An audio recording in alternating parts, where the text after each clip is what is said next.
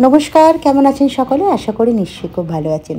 আজকে সকাল সকাল একটু বাজারে গিয়েছিলাম ফুল আনার জন্য। আসার পথে দেখলাম ভালো ফ্রেশ চিংড়ি মাছ আছে, তাই আমি সেটা নিয়ে নিলাম।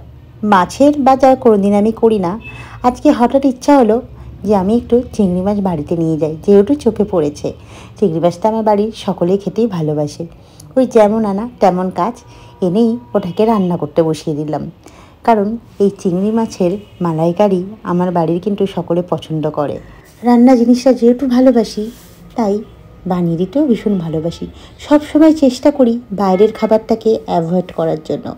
খুব কম তেল মশলায় রান্না করতে ভালোবাসি, কারণ খুব একটা হেভি তেল মশলা দিয়ে আমি রান্না করি না।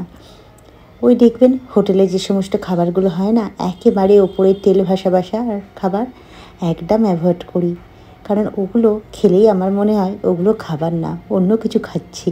তাই আমার মনে হয় বাড়িতে যত্ন সহকারে যেসব রান্না করা যায়, টাইম দিয়ে সেই রান্নার টেস্ট কিন্তু দ্বিগুণ হয়ে যায়। আর যে রান্নার ভালোবাসা থাকে সেই রান্না খেয়েও তৃপ্তি হয় দেখবেন।